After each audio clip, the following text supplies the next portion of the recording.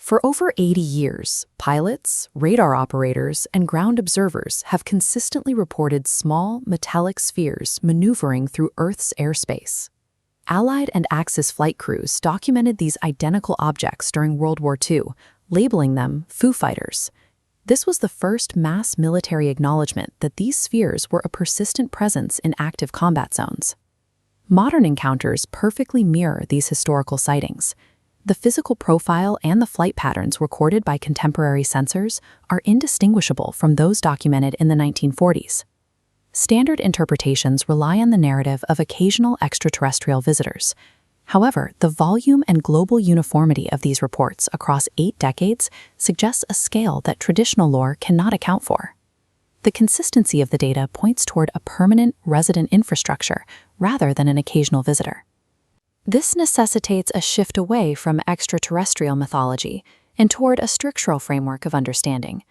Researcher Patrick Jackson approaches the phenomenon through a different discipline, investigating unidentified aerial phenomenon strictly as an IT and systems engineering problem. This framework, known as the sphere network hypothesis, posits that Earth's environment is occupied by a tiered, automated, and intelligent machine grid. The grid follows a strict mechanical taxonomy, with specialized hardware assigned to specific operational environments, from deep space to the subterranean. By reverse engineering the signaling patterns and the flight maneuvers of these spheres, researchers have begun to map the logic of this hidden system. Treating Earth as a managed IT environment allows us to model highly disparate anomalies as components of a single functioning planetary defense infrastructure. Tier 1 of the architecture consists of 20-inch metallic spheres. These function as strategic command nodes, maintaining positions in geostationary orbit and the high atmosphere. These nodes serve as a planetary defense system, programmed to execute detect and destroy protocols against atmospheric intrusions and high-energy threats. Tier 1 spheres are observed in exact equilateral triangular formations. This geometry provides 3D spatial triangulation to track targets with precision. Executing trilateration, the two front spheres conduct a 2D scan, while the rear sphere calculates distance, fusing data into a locked 3D coordinate. This orbital layer is corroborated by empirical astronomical research conducted by Dr. Beatrice Villarreal and the VASCO project.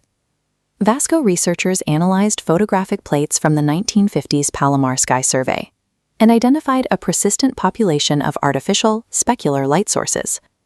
These artificial triplets were recorded in orbit years before the launch of Sputnik 1, the first human-made satellite. The research indicates that Tier 1 is a pre-existing orbital system that has been monitoring Earth's airspace since before the beginning of human spaceflight. Maintaining a global grid requires a method for the orbital command nodes to transmit data down to sensors on the ground. This is the role of Tier 2 spheres, larger, glowing orbs that hover at low altitudes and near treetop levels. The network is constrained by telecommunications physics. High-frequency digital signaling requires a direct, unobstructed line of sight. Tier 2 units position themselves over geographical landmarks, like ridgelines and power corridors, to act as daisy chain routers for the network.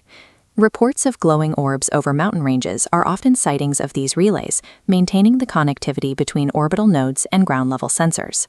Tier 3 spheres represent the most intrusive layer. These baseball-sized units are deployed for residential and ground-level surveillance. They demonstrate the ability to move through solid matter, suggesting the use of molecular phase or vibrational technology to navigate structures. Jackson reclassifies poltergeist activity and hauntings as mechanical interactions between humans and this ground-level hardware. The system utilizes biophysical deterrence to manage biological entities that obstruct its transmission paths or sensor operations. The spheres utilize exotic energy sources to emit localized bursts of microwaves and gamma rays, creating a physical deterrent for humans in the vicinity. Symptoms reported by victims, nausea, dizziness, and skin irritation, are consistent with acute radiation exposure. This radiation is accompanied by a detectable signal. Investigators have documented 1.6 GHz burst transmissions occurring contemporaneously with these events. Physical effects, such as banging doors or the appearance of a black mass, are calculated diversions used by the AI to move humans away from the harmful path of a high-bandwidth transmission. These mechanisms are designed to displace rather than destroy biological tissue.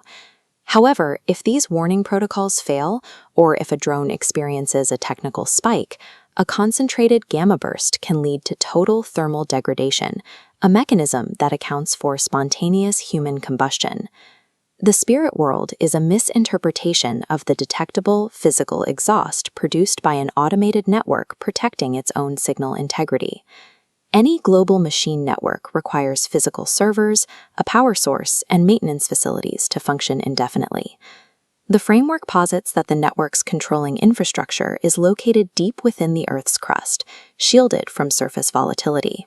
Researchers point to the discovery of straight-line subterranean corridors that exhibit industrial-level precision. These miles-long tunnels are characterized by repeating arched ribs and rock walls that appear to have been glazed to a uniform finish by intense heat. Physical evidence recovered from these corridors includes rock glazed by heat ribbons and metallic flakes that react to magnetic stimuli. Within this framework, gray entities function as biological drones or custodians. These entities manage the subterranean servers, remaining underground to stay shielded from surface radiation. This ultra-terrestrial hypothesis suggests that humanity shares the planet with a non-human intelligence whose primary infrastructure operates entirely below our feet. From orbit to the subterranean core, the sphere network functions as a unified, cohesive intelligence. Mapping the system leads to the ultimate question: what is the network's primary directive?